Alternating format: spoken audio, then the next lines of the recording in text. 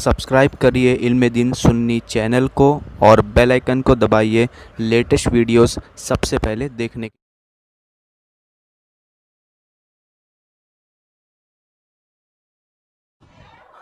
अल्लाह फरमाता है अनकरीब हम तुमको बहुत सारी निशानियां दिखाएंगे कायनात में, बहुत सारी निशानियां तुम्हें कायनात में दिखाएंगे। वफ़ी अनफुसिहिम, और फिर तुम्हारी अपनी ज़ात में भी दिखाएंगे। दुनिया में बहुत सारे अजायबात दिखाए जाएंगे और तुम्हारी अपनी ज़ात में तुम्हें कुछ निशानियां दिखाई जाएंगी। ये मुस्तकबिल की बात हो रही है। यानी अल्लाह रब्बुल इज़्ज़त ने हुज़ूर अकरम सल्लल्लाहु अलैहि वसल्लम पर जब ये कलाम नाजिल फरमाया तभी इरशाद फरमाया था सनुरीहिम आयातिना, हम अपनी निशानियां आपको दिखाएंगे। अब वो किस लिए दिखाएंगे?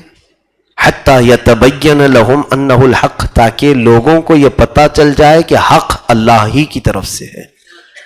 अब निशानियां क्या दिखाएंगे? अब देखें, जो जो चीज़ें जिस तरह से साइंस तरक्की करता गया, रब ताला की निशानियां और वाज़ेह होती चली गई। कुरान ने जिन चीज़ों को बयान किया है उसकी आज तहकीक करते करते लोग उसकी तह तक पहुंच रहे हैं और हक़ उन पर वाज़ेह हो रहा है, हक़ उन्हें समझ में आ रहा है। तो जिसके दिल में इनाद, तकब्बुर, हसद ना हो, वो कुरान पाक पर अगर तहकीक करेगा तो यकीनन वो हक़ का रास्ता ज़रूर पाएगा, उसे सिराते मुस्तकीम मिलना ही है। अल्लाह रब्बुल इज़्ज़त ने फरमाया कि वफ़ी अनफुसिहिम, अब एक चीज़ यह है कि तुम्हारी ज़ात में भी, तुम्हारी अपनी ज़ात में भी हमारी निशानियां हैं।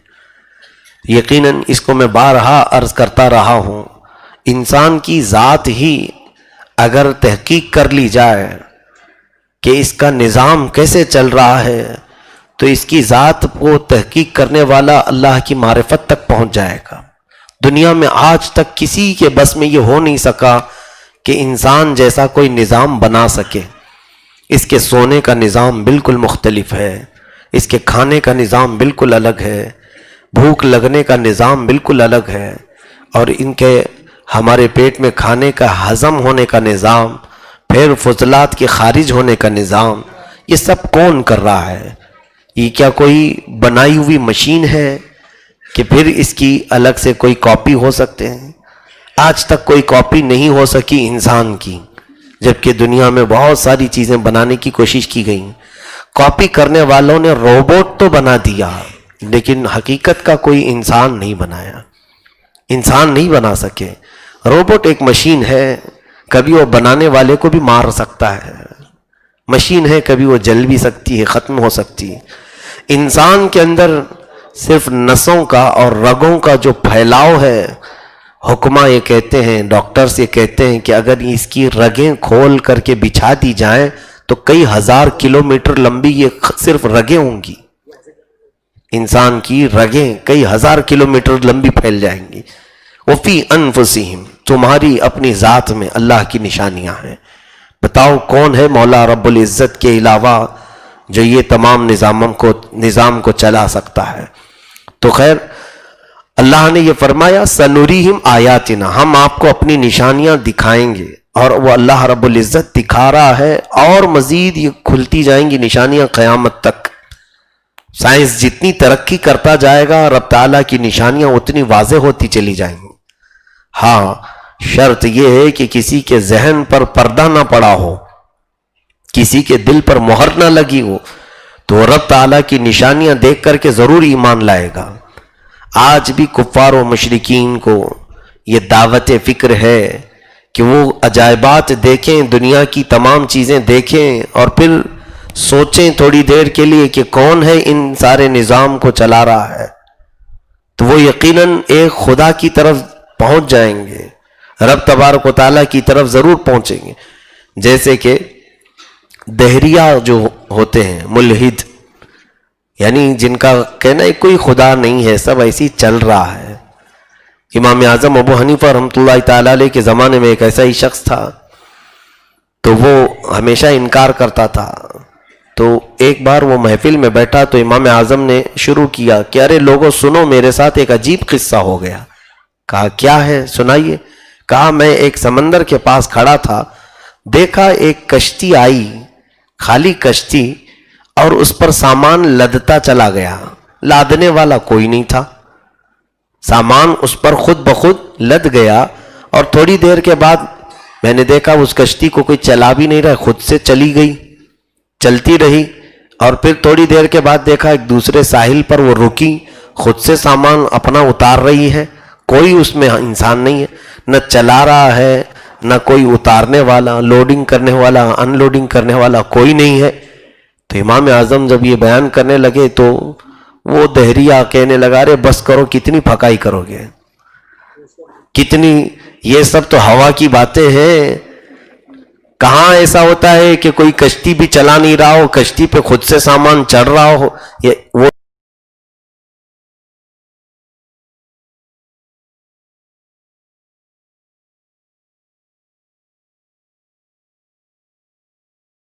کہ یہ کون سا قصہ سنا رہے ہو، کہیں ایسا ہو سکتا ہے کہ کشتی پر خود سے سامان لد رہا ہو اور پھر اتر رہا ہو اور وہ بغیر چلائے چل رہی ہو؟ امام اعظم ابو حنیفہ رحمۃ اللہ علیہ نے فرمایا، نادان، جب ایک کشتی نہیں چل سکتی بغیر کسی کے چلائے، پوری کائنات کیسے چلتی ہے؟ تو کہتا ہے کوئی خدا ہی نہیں ہے، کوئی چلانے والا ہی نہیں ہے، دنیا میں ایک کشتی نہیں چل پاتی کسی کے چلائے بغیر۔ یہ سورج کا نظام، اپنے وقت پر طلوع ہونا، اپنے وقت پر غروب ہونا، چاند کا نظام، اور ایک دوسرے سے نہ ٹکرانا، ہزاروں نہیں، لاکھوں نہیں، کروڑوں ستاروں کا آسمان پر چمکنا، اور پھر زمین کا پانی پر بچھا ہونا، آسمان کا بغیر کسی ستون کے قائم رہنا، سمندروں کا اپنے مدار پر موجوں کے ساتھ قائم رہنا، اور وقت پر موسموں کا تبدیل ہونا، بارش میں بارش آنا، گرمیوں میں گرمی آنا، ٹھنڈیوں میں ٹھنڈی آنا، اور اس کے علاوہ زمین سے بیج کے ذریعے سے یہ زمین کا سینہ پھاڑ کر کے کوپلوں کا باہر نکلنا، چونٹیوں کا ان کے بلوں میں سوراخوں میں رزق پہنچانا، مچھلیوں کا پانی کے اندر رزق پہنچانا۔ بتاؤ کوئی اور نہ ہو تو کیسے یہ سارا نظام چلے گا، کیسے یہ سارا نظام چلے گا؟ عزیزان گرامی، رب تبارک و تعالیٰ کی نشانیاں ہیں عقل والوں کے لیے، اگر وہ عقل اپنی استعمال کرے۔ بچپن میں ہم کتاب میں پڑھتے تھے، چھوٹی سی ایک کتاب آتی تھی دین کے تعلیم، بنیادی تعلیم کے لیے، اس میں ایک بڑی بھی ان سے سوال کیا گیا کہ اللہ ہے؟ وہ خاتون تھیں، بوڑھی عورت تھیں، کسی صاحب نے کہا کہ خدا ہونے کی کیا دلیل ہے؟ تو وہ چرخہ کاٹ رہی تھی، کپڑے سل رہی تھی چرخے میں، مشین میں، تو پوچھنے والے نے دلیل پوچھا کہ کیسے خدا ہے؟ تو اس بوڑھی عورت نے کہا، دیکھو میرا چرخہ دیکھو، یہ مشین ہے، یہ کپڑا ہے، بغیر میرے چلائے چلتا نہیں، اور کوئی سلتا نہیں، اور نہ کپڑا بنتا ہے۔ ایک چرخے کا، اس کو چلانے والے کا ہونا ضروری ہے، تو پورے کائنات کا نظام چلانے والا کوئی تو ہوگا۔ پھر پوچھنے والے نے کہا، اچھا وہ ایک ہی ہے یا دو ہے؟ کہا وہ ایک ہی ہے۔ وہ کیسے؟ کہا بیٹھو، تم بھی چلاؤ میں بھی چلاتے ہوں چرخے میں، پھر کپڑے کی حالت کیا ہوتی ہے؟ تم ادھر چلاؤ گے، میں ادھر چلاؤں گی، تو پھر کپڑا پھٹ جائے گا۔ اگر دو خدا ہوتے، ایک کہتا میں آج بارش برساؤں گا، دوسرا کہتا نہیں میں آج گرمی لاؤں گا، تو یہ جھگڑے ہوتے۔ لو کان فیہما آلہۃ الا اللہ لفسدتا، اگر اللہ کے سوا اور خدا ہوتے تو سب فساد ہو جاتا۔ میرے عزیزوں، کہنے کا یہ ہے مقصد ہے، اللہ نے فرمایا ہم اپنی نشانیاں آپ کو دکھائیں گے تاکہ واضح ہو جائے کہ اللہ ہے، وہ حق ہے۔ تو یہ نشانیاں اور واضح ہوتی جائیں گی۔ دوسری آیت کریمہ سورہ شورا ہم نے آج تلاوت کی ہے۔ شورا کیا ہے؟ شورا مشورے کو کہتے ہیں۔ مشورہ تو جانتے ہوں گے آپ، کہ کسی سے رائے لینا یا کسی کو رائے دینا، یہ دونوں مشورہ کہلاتا ہے۔ یہ سنت ہے، رسول کریم صلی اللہ تعالی علیہ وسلم کو اس کا حکم بھی ہوا۔ اللہ نے قرآن پاک میں فرمایا فَإِذَا عَزَمْتَ عَلَيْهِمْ فَتَوَكَّلْ عَلَى اللَّهِ، اس سے پہلے والی آیت ہے وَشَاوِرْهُمْ فِي الْأَمْرِ۔ حضور صلی اللہ علیہ وسلم کو رب تعالیٰ فرماتا ہے کہ معاملات میں اے حبیب مشورہ کیجئے۔ نبی کو کیا ضرورت ہے؟ وہ ما کان و ما یکون کا علم رکھتے ہیں، لیکن اللہ نے فرمایا شاورہم، اپنے ساتھیوں سے، اپنے صحابہ سے آپ مشورہ کیجئے۔ تو یہ مشورہ کی بڑی اہمیت ہے، اور شورا جو ہوتی ہے اس کا کتنا بڑا فائدہ ہوتا ہے. دیکھیں اگر کوئی یہ سوچتا ہے کہ میرے دماغ میں جو آ رہا ہے وہی بالکل صحیح ہے تو وہ خطا پر بھی ہو سکتا ہے. اور اگر 2-4 لوگوں کے ساتھ جب ڈسکس ہو جائے تو جس غلطی کی طرف ہماری توجہ نہیں گئی تھی ہو سکتا ہے کوئی ہمارا ساتھی اس غلطی کی ہمیں نشاندہی کر دیتا ہے. یہ مشورے کا فائدہ ہے. مشورے کا فائدہ ہے. لوگ اس کو الگ انداز سے لیتے ہوں کہ یہ میرے پرسنل معاملات ہیں میں کیوں شیئر کروں. نہیں, مشورے کے احکام ہیں. شاید میں اس سے قبل تفسیر کے معاملات میں عرض کر چکا ہوں کس سے مشورہ لینا چاہیے کون سے کاموں میں. ہر ایک مشورے کی الگ الگ قسمیں ہیں. یہ نہیں ہے کہ آپریشن کروانا ہے آپ کو تو جا کے کسان سے مشورہ لے رہے ہوں کیسے آپریشن کراؤں یا نہیں. تو مشورے کے لیے ان کی فیلڈ والوں سے مشورے لیں. تو یہاں پر شورا میں جو اللہ رب العزت نے فرمایا وَأَمْرُهُمْ شُورَا بَيْنَهُمْ, صحابہ کی تعریف میں آیت آئی ہے کہ یہ صحابہ آپس میں مشورہ کرتے ہیں پھر کوئی کام کرتے ہیں. مشورہ کرتے ہیں اور پھر کوئی کام کرتے ہیں. تو مشورتی کمیٹی صحابہ کی تھی.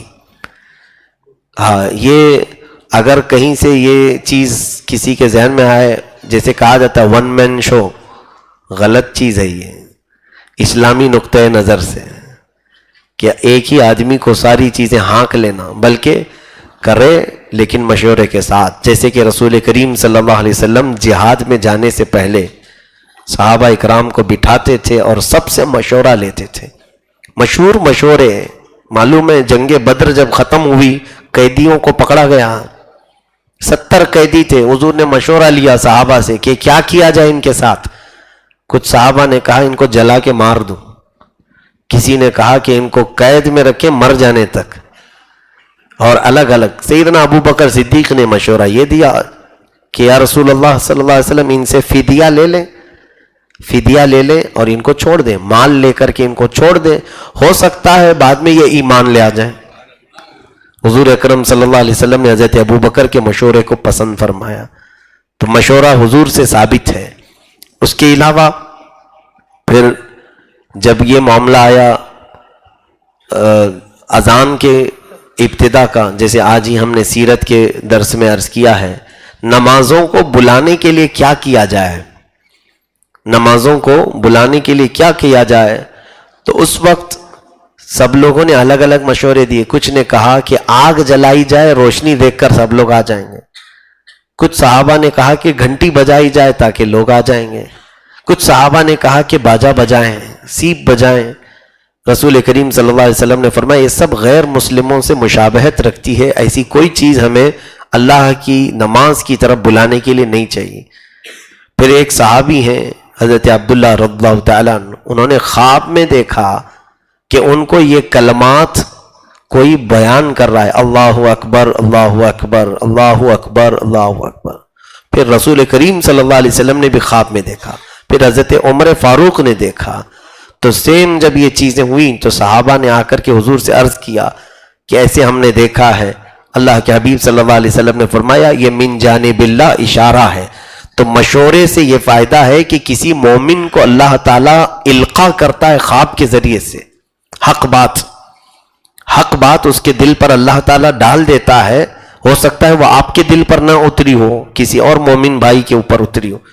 پھر یہ اتفاق ہوا اور حضرت بلال حبشی کو بلا کر حضور نے یہ کلمات سکھائے, اور پھر اس دن سے اذان کی ابتدا ہوئی. اذان بھی 2 ہجری میں ہوئی.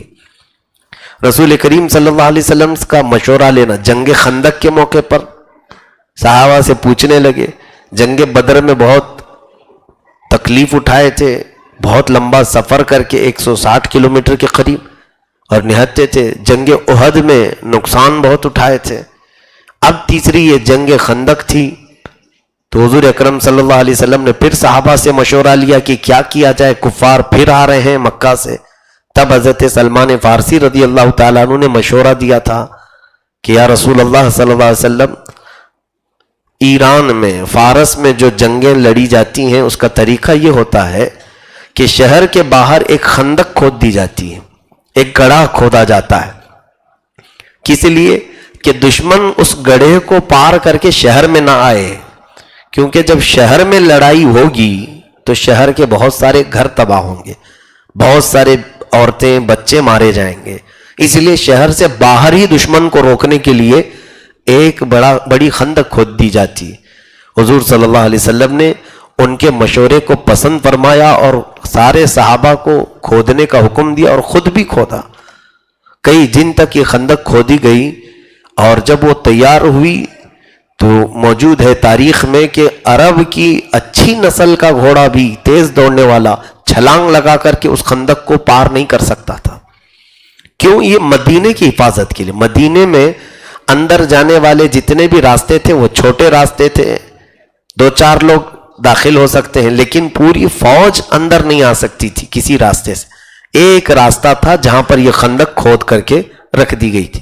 تو صحابہ کے مشورے حضور کو دینا یہ ثابت ہے، اور آج تو ہم لوگوں کو بھی انہی معاملات پر چلنا چاہیے کہ کسی بھی نئے کام سے پہلے مشورہ کیا کریں۔ اب دیکھیں یہ پارلیمنٹ کیا ہے؟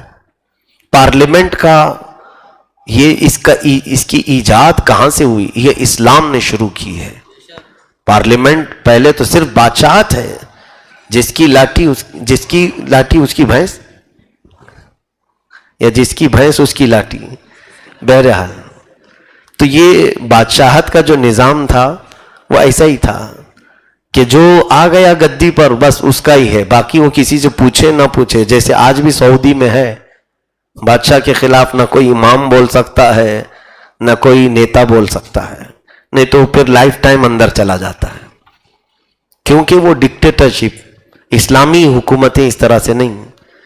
دیکھیں رسول کریم صلی اللہ علیہ وسلم کے بعد حضور نے اپنا کسی کو جانشین اپنی زندگی میں منتخب نہیں فرمایا، صحابہ پر چھوڑ کر کے چلے گئے۔ صحابہ نے آپس میں مشورہ کیا، اور کئی دن کے مشورے کے بعد حضرت ابوبکر صدیق کے ہاتھ پر سارے لوگوں نے بیعت کیا۔ حضرت امیر صدیق اکبر کو امیر المومنین بنایا گیا، خلیفہ رسول بنایا گیا۔ اس کے بعد حضرت ابوبکر صدیق رضی اللہ تعالیٰ عنہ کے جانے کے بعد پھر کیا ہوا؟ جب آپ کی آخری عمر تھی، حضرت ابوبکر صدیق رضی اللہ تعالیٰ عنہ نے 6 لوگوں کی ایک کمیٹی بنائی۔ یہی پارلیمنٹ میں ہوتا ہے، ایم پی سلیکٹ ہو کر کے جاتے ہیں، وہاں اپنا لیڈر چنتے ہیں۔ صدیق اکبر نے عشرہ مبشرہ میں سے 6 لوگوں کو چنا، جن پر پوری قوم کا بھروسہ تھا، پوری امت کا بھروسہ تھا۔ حضرت ابوبکر صدیق نے یہ کہا کہ یہ 6 لوگ جس کو چن لیں گے وہی خلیفہ ہوگا۔ یہ مشورتی کمیٹی ہے۔ یہ پارلیمنٹ کی بنیاد بھی جو ہے اسلامی اصولوں کی بنیاد پر رکھی گئی تھی۔ ہاں، یہ آج کی پارلیمنٹ کی بات نہیں کر رہا ہوں جہاں مطلب کھیل کود ہوتا ہو یا چیخم پکار ہوتی ہو یا پھر مائک کرسیاں اٹھا کر کے مارے جاتے ہوں، نہیں، وہ معاملات کو حل کرنے کے لیے مشورتی کمیٹی ہوتی ہے۔ ہر ایک کو اپنی رائے بولنے کا اختیار ہے، اور ہر ایک کو اپنی تنقید سننے کا وہاں تحمل بھی ہونا چاہیے۔ بہرحال یہ شورا کمیٹی یا مشورہ کرنے کے احکام پھر تفصیل سے کبھی عرض کرتا ہوں۔ ایک آیت کریمہ اور ہے، اللہ رب العزت نے فرمایا قُلْ لَا أَسْأَلُكُمْ عَلَيْهِ أَجْرًا إِلَّا الْمَوَدَّةَ فِي الْقُرْبَى۔ اے محبوب آپ فرما دیں لوگوں سے۔ دیکھیں رسول کریم صلی اللہ علیہ وسلم کے اب گھر والوں کی بات آئی ہے، گھر والوں کی بات آئی ہے۔ کیا ہے؟ اے حبیب آپ اپنے غلاموں سے کہہ دیں جو کچھ میں تمہیں خدمت کیا، اسلام دیا، ایمان دیا، قرآن دیا، رمضان دیا، رحمان دیا، رحمان سے ملایا، تو یہ تمام چیزوں کی بنیاد پر جو کچھ بھی دیا میں کوئی معاوضہ نہیں طلب کرتا، مجھے کوئی بھی تم سے اجرت نہیں چاہیے۔ لا اسألکم علیہ اجرا، حضور فرما رہے ہیں، اور کون کہہ رہا ہے؟ اللہ حکم دے رہا ہے اپنے نبی کو کہ آپ فرما دیں لوگوں سے کہ میری تمام تبلیغ اسلام کے وجہ سے یا اس کے عوض میں تم مجھے کوئی معاوضہ مت دو، اور نہ میں مانگتا ہوں، ہاں ایک چیز چاہیے، الا المودۃ فی القربى، کہ میرے گھر والوں سے محبت کیا کرو، اہل بیت کی محبت۔ رسول کریم صلی اللہ علیہ وسلم کے گھر والوں سے محبت ہمارے ایمان کی علامتوں میں سے ہے۔ حدیث پاک میں من مات علی حب آل محمد مات شہیدا، او مات مؤمنا او کما قال نبی صلی اللہ علیہ وسلم، فرماتے ہیں کہ جو آل محمد کی محبت میں انتقال کر گیا، آل محمد یعنی حضور کی آل، حضور کی اولاد، حضور کے اہل بیت کی محبت میں کسی کا انتقال ہو گیا تو وہ مومن اور شہید انتقال کیا، اس کی موت شہادت کی ہے۔ میرے عزیزو، اہل بیت سے محبت کا تقاضا خود رسول کریم صلی اللہ علیہ وسلم نے فرمایا۔ یہ کون ہے اہل بیت؟ اہل بیت کون ہیں؟ حضور صلی اللہ علیہ وسلم کے ازواج مطہرات، جتنی حضور کی بیویاں ہیں یہ اہل بیت میں سے ہیں۔ حضور صلی اللہ علیہ وسلم کی بیٹیاں اہل بیت میں سے ہیں، اور پھر حضور صلی اللہ تعالیٰ علیہ وسلم کی آخری صاحبزادی کی اولاد حسنین کریمین حضرت امام حسن اور امام حسین رضی اللہ تعالیٰ عنہ اور مولا علی رضی اللہ تعالیٰ عنہ، ان لوگوں کو اہل بیت کہا گیا ہے۔ یہ رسول اللہ صلی اللہ علیہ وسلم کے گھر والے ہیں، اور ان کے بعد حضرت امام حسن اور امام حسین کی جو اولاد ہوئی انہیں بھی اہل بیت کہا گیا، انہیں بھی آل رسول کہا گیا۔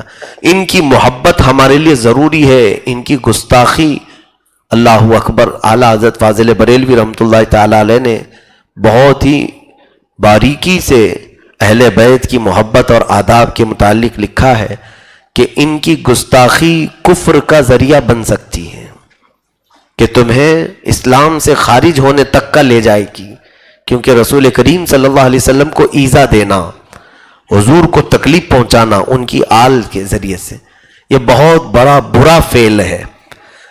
حضور اکرم صلی اللہ علیہ وسلم کے آل کے متعلق ایک بات سنی ہے۔ ایک خاتون ایک بزرگ کے پاس آئی، مجھے ان کا نام یاد نہیں آ رہا ہے، وہ علوی خاندان سے تھیں یا حضور صلی اللہ علیہ وسلم کی آل میں سے تھیں۔ ایک خاتون، ایک بڑے امیر تھے، بڑے رئیس تھے شہر کے، اور وہ نیک آدمی تھے۔ ان کے پاس وہ آئی، کہا کہ میں بیوہ ہوں، چھوٹے بچے ہیں، غریب ہوں، مجھے کچھ مال دے دیجئے، اور میں آل رسول ہوں، میں اہل بیت میں سے ہوں۔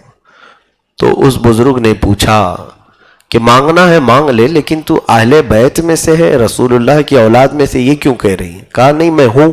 کہا کیا ثبوت ہے تمہارے پاس؟ کیا ثبوت ہے تم آل رسول ہو، تم سید زادی ہو، کیا ہے تمہارے پاس پروف؟ تو اس خاتون نے کہا کہ میرے پاس کیا ثبوت دوں، میں کچھ نہیں ہے میرے پاس، میں غریب ہوں، بس یہ ہے کہ فاقے کے دن چل رہے ہیں، میں نے آپ کو اچھا سمجھا اس لیے آپ کے پاس آئی۔ بہرحال انہوں نے کچھ دیا یا نہیں دیا واللہ عالم، وہ خاتون وہاں سے چلی گئی۔ ایک عیسائی آدمی کے پاس، کرسچن تھا، وہ پادری تھا، پوپ تھا چرچ کا، اس کے پاس وہ چلتے چلتے اس خاتون نے کہا کہ میں بہت غریب ہوں، بیوہ ہوں، اور مسلمانوں کے نبی محمد صلی اللہ علیہ وسلم کی اولاد میں سے ہوں۔ تو عیسائی جو پادری تھا وہ رک گیا، کہا کہ ہم بڑا احترام کرتے ہیں ان کا، ہم بڑی عزت کرتے ہیں ان کی۔ وہ اپنے گھر لے گیا، کھانا کھلایا، اور جو اسے کپڑے دیے اور ضرورت کی چیزیں دی، ہو گئی۔ اس کے بعد وہ خوشی خوشی اپنے گھر چلی گئی۔ رات کو خواب میں اس مسلمان بزرگ نے دیکھا قیامت کا منظر قائم ہے، قیامت کا منظر قائم ہے، لوگوں کا حساب و کتاب ہو رہا ہے۔ تو یہ تو بڑے پارسا تھے، ان کا جب حساب قریب ہو گیا تو یہ جنت کی طرف جانے کے لیے آئے۔ رسول کریم صلی اللہ تعالیٰ علیہ وسلم وہاں کھڑے تھے۔ پوچھا کہ کدھر جا رہے ہو؟ کہا جنت میں جا رہا ہوں۔ کہا حضور صلی اللہ علیہ وسلم نے جنت تو صرف ایمان والوں کے لیے ہے، مسلمانوں کے لیے، اور میری امت کے وہ ایمان والے جنت میں جا رہے ہیں۔ تو انہوں نے کہا کہ میں بھی مسلمان ہوں، ایمان والا ہوں۔ حضور نے فرمایا کیا ثبوت ہے تیرے پاس؟ کیا ثبوت ہے تیرے پاس؟ وہ اس وقت بہت جھیپ گئے۔ اب اللہ کے نبی پوچھ رہے ہوں ثبوت، جبکہ وہ گواہ بنائے گئے ہیں قیامت کے دن۔ انا ارسلناک شاہدن، حضور کو تو گواہ بنایا گیا، وہ گواہ ہی اگر تم سے پوچھیں تو پھر کون گواہی دے گا؟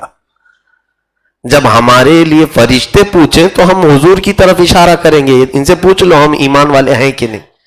اگر حضور نے ہاں کہہ دیا تو پاس ہے. اب یہاں نبی خود ہی پوچھ رہے ہوں کہ تیرے پاس کیا ثبوت ہے, تو پھر وہ رونے لگے.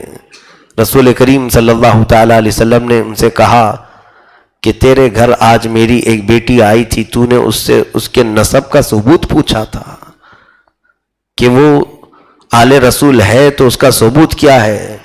تو اے بندے, میرا بھی یہ حق بنتا ہے کہ میں تیرے ایمان کا ثبوت پوچھوں.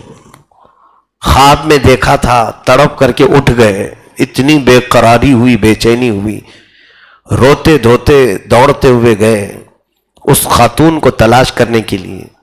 لوگوں سے پوچھا تو پتہ چلا کہ وہ فلاں عیسائی کے گھر پر اس کا قیام تھا. تو یہ دوڑتے ہوئے اس عیسائی پادری کے پاس گئے, کہا کہ تیرے گھر پر ایک عورت آئی ہے. کہا ہاں آئی ہے, میرے گھر میں وہ مہمان ہے. کہا اس کو بھیج دو میرے پاس, میں گھر لے جانے کے لیے آیا ہوں. تو اس عیسائی نے کہا جو نعمت اللہ نے مجھے دی ہے وہ میں کیوں ایسے آسانی سے دے دوں. کہا کون سی نعمت؟ کہا بس اس خاتون نے مجھے یہ کہا تھا کہ میں آل رسول ہوں, میں اسے کھلایا پلایا, گھر میں رکھا.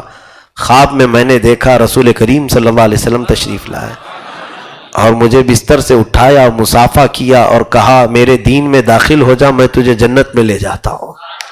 تو میں رات میں ہی کلمہ پڑھ چکا ہوں, میں ایمان لا چکا ہوں. تو اللہ نے اس خاتون کی بدولت مجھے جو انعام دیا ہے وہ میں کیسے تجھے دے دوں. وہ روتے ہوئے واپس آ گئے. میرے عزیزوں, اہل بیت کا ادب یہ بہت ضروری ہے. آل رسول جو بھی ہوں, اللہ کے حبیب صلی اللہ تعالیٰ علیہ وسلم سے جن کا تعلق ہے, ان کا احترام ہمارے لیے ضروری ہے. تو یہ آیت کریمہ آ جائیے. ویسے اہل بیت کے موضوع پر بہت ساری باتیں ہیں, جیسے کہ سیدنا جنید بغدادی رضی اللہ تعالیٰ عنہ, یہ پہلے مشہور پہلوان تھے, اکھاڑے میں کشتی لڑتے تھے بغداد میں, اور ان کا مقابلہ کرنے والا کوئی ہوتا نہیں تھا.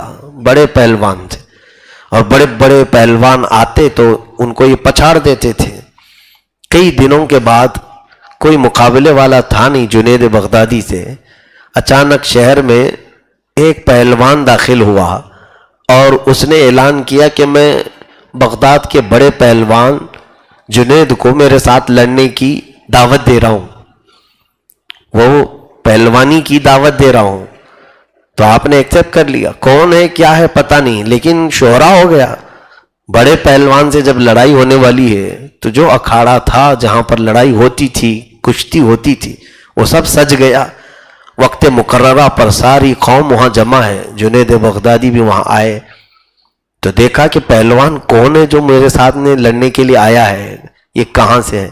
تو دیکھا تو ایک دبلا پتلا آدمی تھا, وہ تو چلتے چلتے جھولے کھا رہا تھا. حضرت جنید نے دیکھا, اس وقت تک جنید بغدادی کا ابھی یہ رجحان تصوف اور معرفت کی طرف نہیں تھا. بڑے امیر بھی تھے اور پہلوانی بھی کرتے تھے. کہا کہ یہ بندہ مجھ سے لڑے گا, ایک دھکا دینے سے گر جائے گا. بہرحال لوگوں نے بھی دیکھا کہ ہو سکتا ہے کچھ کمال ہوگا.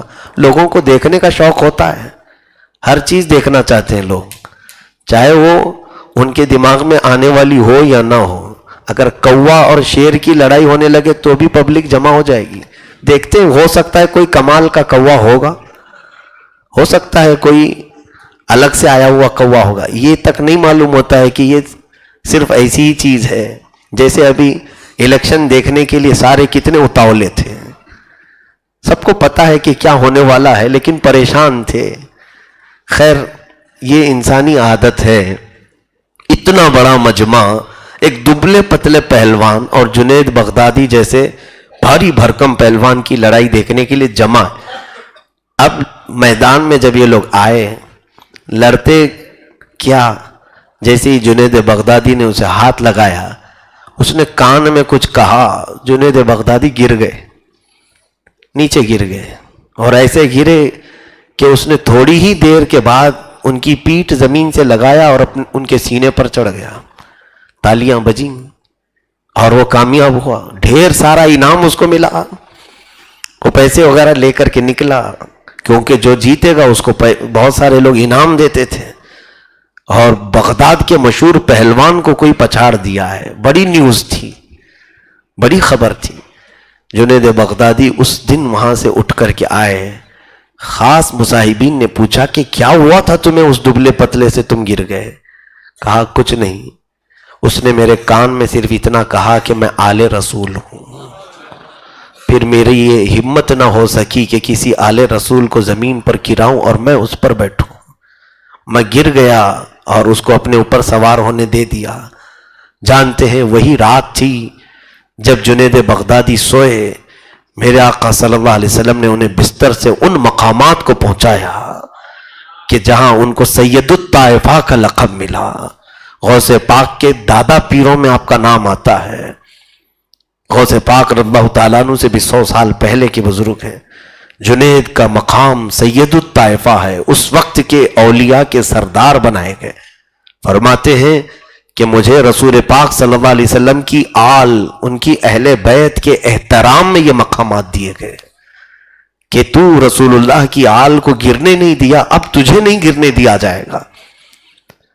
سیدنا جنید بغدادی رضی اللہ تعالیٰ عنہ کے توسل سے تو ہم دعا کرتے ہیں، جند حق میں گن جنید باصفا کے واسطے، یعنی اے اللہ ہم کو حق کی فوج میں شامل کر لے جنید باصفا کے واسطے.